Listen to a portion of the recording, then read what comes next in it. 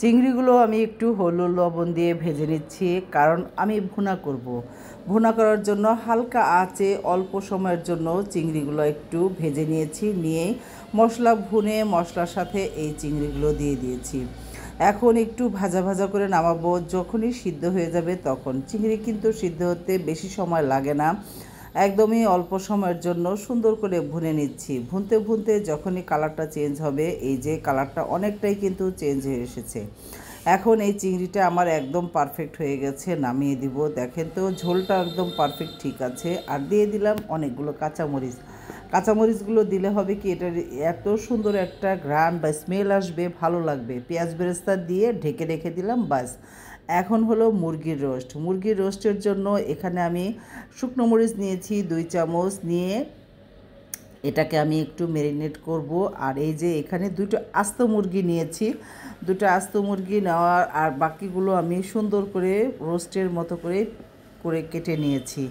আর এখানে মনে হয় 5টা থেকে 6টা মুরগি আছে, সব মিলিয়ে আর কি, আমার সঠিক মনে নেই।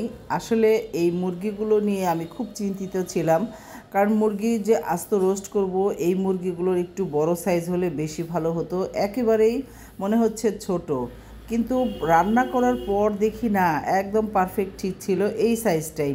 এর চেয়ে বেশি বড় হলে একদম আমার যে ট্রেতে সাজানো খুবই মুশকিল হতো। আর এই যে মাংসগুলো আগে আমি একটু ভেজে নেব, সুন্দর করে একটু হালকা মশলায় ভেজে নিলে হবে কি, দেখতেও কালারটা খুব সুন্দর আসবে, আর খেতেও খুবই ভালো লাগবে। একদম সবগুলো দিয়ে দিলাম। আমার কড়াইটা কিন্তু ক্যামেরায় কেমন বোঝা যাচ্ছে আমি জানি না, আমার কড়াইটা কিন্তু অনেক বড় কড়াই।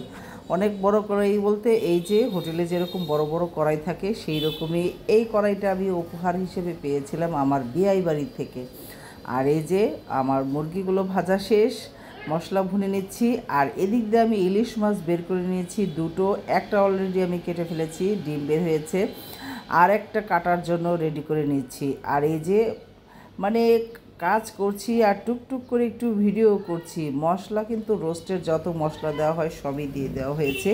এখানে আমি দিলাম বাদাম, জয়ত্রী, পোস্ত, এই বাটাটা সবার শেষে দিলাম। এই যে দিয়ে এখন সুন্দর করে মশলাটা ভুনে, আর এই যে আস্ত মুরগিগুলো এখন দিয়ে দিচ্ছি, কারণ এইগুলো একটু সিদ্ধ হতে সময় নেবে তো। আর বাকি যে টুকরোগুলো সেগুলো একটু পরে দিব। আগে এই মুরগিগুলোকে আমি সুন্দর করে একটু মশলায় ভুনে কষিয়ে তারপরে সাইড করবে, সাইড করে বাকি মুরগিগুলো দিব। তা না হলে কিন্তু ওই যে ছোট পিসগুলো এগুলো সিদ্ধ হয়ে যাবে আগে, আর আস্ত মুরগিটা ওইরকম স্বাদও লাগবে না, মশলায় ডুবে থাকবে না। আর এর জন্য খুবই ধীরে ধীরে আমাকে কাজ করতে হচ্ছে।